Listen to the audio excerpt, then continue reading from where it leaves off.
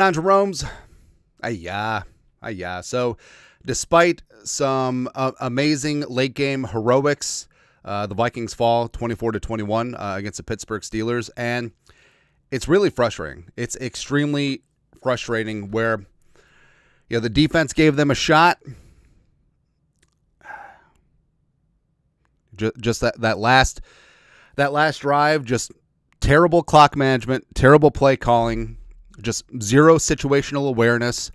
That they shouldn't have taken the delay of game, intentional grounding. Why they spike it on third down? Just run a play. I mean, the Steelers were just as disorganized, and having that extra down is more important than stopping the clock at that moment in time. They should have been ready for that, and it was just a cavalcade of errors at the end of the day, because it did feel like that. Just give just give Reichard a chance, and they failed to do that. And so I don't know. Obviously, it's a frustrating game, especially since the Vikings sort of gave it away now. But yeah, we soldier on. Injuries. How many injuries can one team have? All right. So Ryan Kelly concussed again. Brian O'Neill had a fluke knee injury on extra point, but he was up on the sidelines taking some reps. Seems like they ruled him out as a precaution, so that could be good for him going forward. And just how many other injuries out there? Oh, Juergens got dinged up for a second. Jalen Redmond got dinged up, but then was back out there. Jonathan Grenard was dinged up. Wentz looks like he had his ribs collapsed. It was just a no good, very bad day. And the Vikings, just through sheer grit and will, got their way back into it and just fell short. Also, it felt like there was a couple moments where you knew it wasn't really going to be our day. The first one was when Justin Jefferson tripped before halftime, had a walk-in touchdown. Probably, I mean, Peyton Wilson's a stud, man. Had to settle for a field goal, and then Addison on the 81-yard bomb. Peyton Wilson runs him down. Peyton Wilson is fast. Addison's faster. And it sort of seemed like Addison wasn't going full speed. Honestly, right before Wilson caught him, it looked like Addison was just walking. I thought that he was going to walk in. That cost the Vikings a minute of game time. And it would have been a completely different story if Addison got into the end zone the way he was supposed to. But this was a big-time game of woulda, coulda, shoulda. All right, and the DK 80-yard touchdown was just terrible. Overall, the defense, Kenneth Gainwell looking like a damn stud. 99 yards rushing on the ground, 2 touchdowns, but the Vikings got to stop when they needed it. Plus, man. Yeah. All right, you got a comment or a question, toss a couple bucks in the super chat. We'll get to them. ZB, $2. Wentz arm strength, stupid penalties, O-line. There's a lot of blame to go around for this game, and Wentz gets a part of it. Kevin O'Connell's play calling gets a part of it. I mean, Kevin, you're beating the bejesus out of the Steelers' front seven with the run game, and then all of a sudden you're like, all right, let's stop doing that and call some long developing 7-step drops, even though we have 3 backup offensive linemen out there. It's like Kevin O'Connell was calling plays for J.J. McCarthy again. And also, by the way, J.J. McCarthy is the starting quarterback of the Vikings when he gets back. Like, there is no debate. There's no discussion. All right. And Wentz was perfectly fine. But I know people are going to be like, well, how do you expect Carson Wentz to operate without offensive line? What do you think the point was of J.J. McCarthy the first 2 games? Just apply that same logic. All right. I'm not saying that J.J. McCarthy wins this game, but I don't know. It's like there's a reason why Carson Wentz is on a 6 team in 6 years and was a backup for most of them, right? And I like Carson Wentz. I thought that he operated well. Him and Jefferson connection was good to go. I mean, 30-46 for 350, sacked 6 times. A couple of those sacks were on him. The 2 interceptions were tipped, but I don't know, man. Mike Gossett, $5. All the beef on the D-line not being able to stop a running back, disgusting. It's a fair point. Also, Def 9 Nicky, $5. So sick of these sluggish starts. Kevin McConnell, I don't want to be that guy, but constantly making these errors is how your seat gets in fuego. We said it too. I mean, there was a cavalcade of errors in the Bengals game, and against better teams, you cannot have these errors. But the Vikings are still doing it. They're still getting penalized. They're still making dumb mistakes. And situational awareness on the last drive, that is all Kevin O'Connell. That is all coaching. Right? And yeah, well, Carson Wentz has only been with this team a month, yes. But this is basic, fundamental clock management football. Nicholas, Nicky, $5.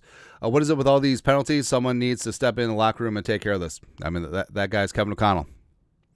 John Green, $10, flying all the way out there to see the ending hurts. That being said, injuries this year are killing us. I mean, like I said, tons of injuries, but silver lining is that most of them are short-term, medium-term. So we do get Cashman back. We do get Aaron Jones back. Ryan Kelly, whatever at this point. Juergens looks perfectly fine at center. Darisaw is back. Do you notice that Harrison Smith was intermittently in and out of the game? I want to know if that was by design or if something's going on. Don't know. And it looks like Brian O'Neill escaped major injuries. That's some really good news. Thomas Larson, $5. That was stupidity. Fire the training coach and the quarterback don't get killed out there. At a certain, injuries are obviously random, but at a certain point, there starts to be a trend. And I feel like even just for public relations, maybe some changes need to be made on the strength and or training side. Because how can you have this many players be injured so quickly? Derek Baker, $20. One quarterback, least for worries. Two, offensive line, dumpster fire. Rest of the offense, brain dead. Defense got too tired too. Offense, 90% of the team's problems again. And that's been the story of the season so far. It's like at a certain point, you're just waiting. It's like, hey, defense, I guess we need to score again. Isaiah Rodgers also out here playing his balls off. Blocked that field goal. How they interviewing Rodgers like he did anything? Honestly, what did Rodgers do that Mason Rudolph wasn't capable of? Oh, but he hit DK Metcalf an 8-yard touchdown. That touchdown is more about DK and Ivan Pace Jr. Not taking up the curl flat zone. Just trailing with the running back. Chase that $5. Vikings need to start making donations to the Minnesota-based cardiology centers. These close games are bad for my blood pressure. That's absolutely fair, man. Right. Jim, $2. Me, offensive line whisper. I think Chris Cooper might get fired. Right. And bump up the assistant. Let's go from there. I don't know. I wish we were in better spirits, but producer Allie would shank me if we didn't get this in. Purple for the Win International Game Sale, 10% off everything using promo code over there through October 7th. Get the hats, get all the stuff, get all the things. So thank you. Link is down below. ZB, $5. Kevin O'Connell seasonal pattern. One great season followed by an injury-riddled season. 22, 23, 24, 25. Well, the problem with 2023 is that those are long-term and season-ending injuries. This year, I feel like the Vikings will put things. God, Rodgers looks so smug. What did you do today? You didn't do much. You know who did a lot? DK and Kenneth Gainwell. All right, but also, Kevin O'Connell just leaving Wentz out there to die, and that's a major part of it too. And all the complaints about Wentz would be like, how's he supposed to succeed with terrible offensive line play and Kevin O'Connell not calling good plays for him? That's exactly the argument for J.J. McCarthy the first 2 weeks. Except J.J. had balls, huevos, that last quarter against the Bears. And Wentz, that was honestly the most frustrating last possession that we've seen in quite some time. Especially since, got lucky that wasn't a pick on that first play. If the corner doesn't double catch that ball, it's finito. It's game over, man. J Dog is $2. Someone needs to get fired. I feel like just for PR, there needs to be something. Either offensive line coach, someone on the training medical staff. I don't know. How far can I go? $2. Is Ryan Kelly gone for gone next season? Probably. And even though he signed a 2-year deal, everyone knew this is a short-term thing with Kelly. And with concussions, you definitely don't want to play around with him. And he's already had 2 concussions now. And we're in week 4, so it might be for his best long-term health to shut it down. And Juergens is fine at center. Plus, you need to see if he's going to be a center of the future next year going forward as well.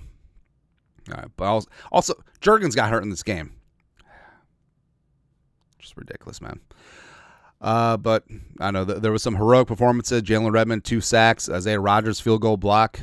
Justin Jefferson out here, 10 for $126 on 11 targets. 8 of those catches were in the first half, by the way. Addison with the long catch and run should have scored. Xavier Scott, legacy game. So it's clear that Xavier Scott was the third down back or 2-minute back as well, because he was in there at end of both halves as the running back, 6 for 43, touchdown on 8 targets. Did a great job getting both of his feet down. And even when Aaron Jones returns, like, Xavier Scott needs to be a part of things. Absolutely. Hawkinson, blah, blah, blah. Thielen caught 2 third downs. It's good to go. Defensively, Eric Wilson was out here just making plays all over the place. Metellus out here too. Pace.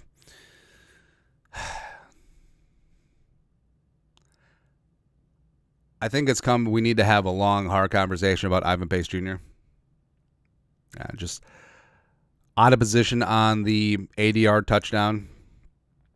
Could have pushed Gainwell out of bounds on that second down play. That would have been a huge, monstrous. But I don't know. Sort of is what it is. Diamond Talents Turner had a great tackle on that third down, forcing the Steelers to punt. The Steelers should have gone for it, by the way. But, yeah. I don't know. It's just really frustrating. And, Vikings 4 of 14 on third down. That's no bueno. Penalties, 8 for 82. So, the Vikings had 8 penalties against the Falcons. I think they had 13 against the Bengals, then 8 again. Just sloppy, undisciplined football. And also, here's the thing, too.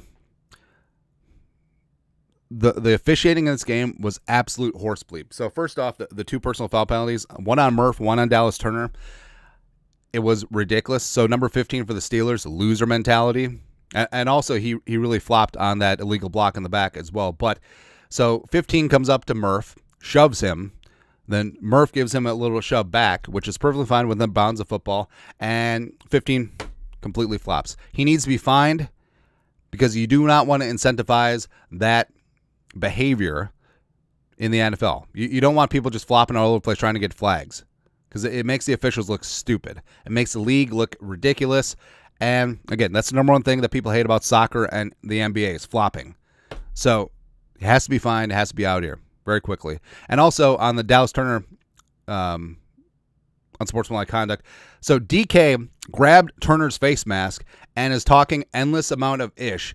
I thought that they're penalizing taunting this year. I thought there's an emphasis on taunting this year. And then Turner knocks his hand away, and all of a sudden it's like, 15 yards in Dallas Turner. Nothing on DK Metcalf. Because why would we call anything against the Steelers, who the late, great Dan Rooney was ambassador to Ireland? Seems like the fix was in from the get. The Vikings had a 0 goose egg D'Angelo Russell chance of winning this game. Everyone knew it. The fix was in from the start. Everyone knows. Now, if the Browns could just beat the Lions, that'd be great. And then the Browns lose next week, that would also be great. Yeah. Darkler, $2. Our team needs to shape up. Love the channel, bud. Hey, thank you. And you're absolutely correct. Def Not Nicky, $5. Ivan Pace not playing well is hurting my soul. Weak officiating. How dare you, Turner push back on the face mask being pulled? Yes, absolutely. JD, $2. The ref sucked. Absolutely. And I know Steelers will be like, well, they called back the fumble 6, Jalen Ramsey, and then also the interception. Yeah, well, Mason was out of bounds, and also it was not a clean catch, so it wasn't a pick. So I'm sorry that you think that the rules being applied correctly means that the refs are against your team. Not saying, I'm just saying. All right. Now we have all day to just be annoyed. Yeah. But also, thank you, Margaret Rocco, Rockathon. You guys crushed it at the halftime show. So through October 15th, all Venmos, Cash Apps donated the show. Going to go to the kids' school fundraiser, doing field trips this time, and it's always a good time. Margaret's been the number 1 donation submitter 2 out of 3 years. Let's make it 3 out of 4. Let's also get Rocco on the scoreboard. You guys are awesome. Thank you. Also, stupid Lions and their stupid faces. I don't know. Honestly, I think the Vikings can win every single game at any point. And it felt like this one was destiny. Where even down 21-6, come roaring back. Thought that there was just going to be a little bit more magic at the end. Because the Steelers were ready to fold. All right? The Vikings get in range for Reichard. He kicks a 58-yarder. Get in overtime. Stop the Steelers, march on down again, and Riker hits a game-winning field goal since the Steelers already had possession. Okay.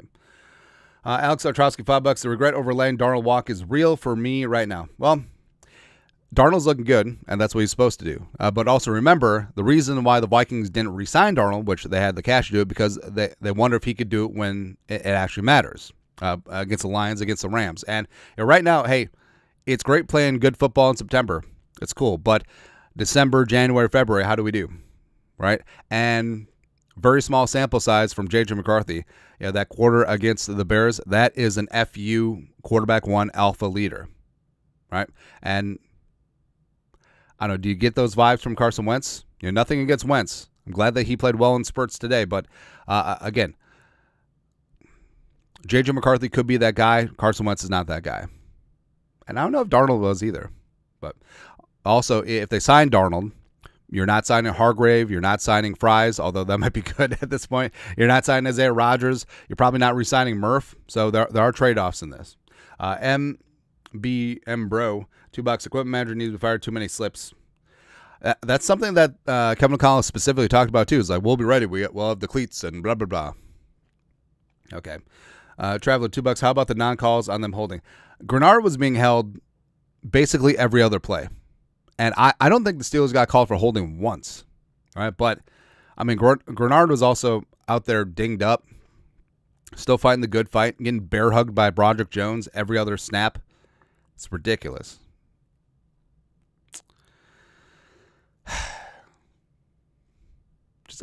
I haven't been this frustrated by the Vikings since probably the Lions game last year, week 18. The Rams game was whatever,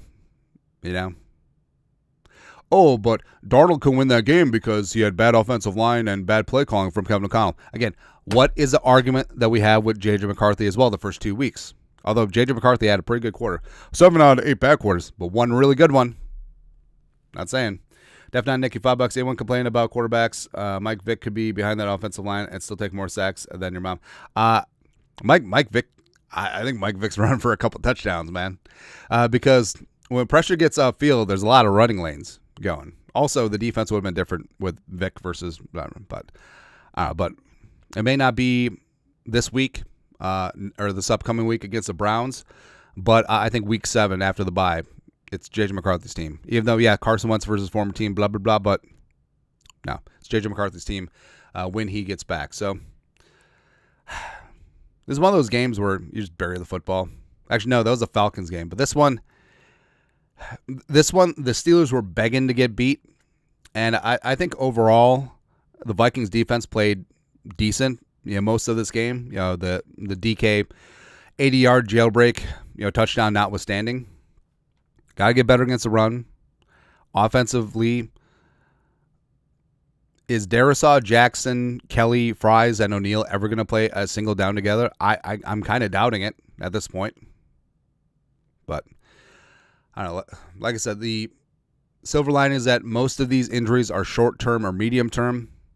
Pretty much everyone has a chance to get back for the stretch run. And just weather the storm right now. Keep hope alive. Never walk alone. Also, by the way, since I'm a Liverpool and a Vikings fan, this week has just been great. Just great. Skull Bones, $5. We had a chance. Geez, 2-2 is all right. Come on, JJ and this offensive line. A team is solid and we can make a deep playoff run. Yes, I agree. So medium and long term, very boisterous, very excited about this team right now. So we always have a 24-hour rule. So you have 24 hours to be pissed and or elated about a game, and then you move it on. So we're on to Cleveland, we're on to London, we're on to Tottenham Stadium, and we'll just hit it. Yeah. Anyways, we got winners and losers coming on up. Thank you very much for coming along. Thank you very much for the super chats. I love that we get to commiserate together. All the wins, all the losses, all the pushes, all the whatevers, man. So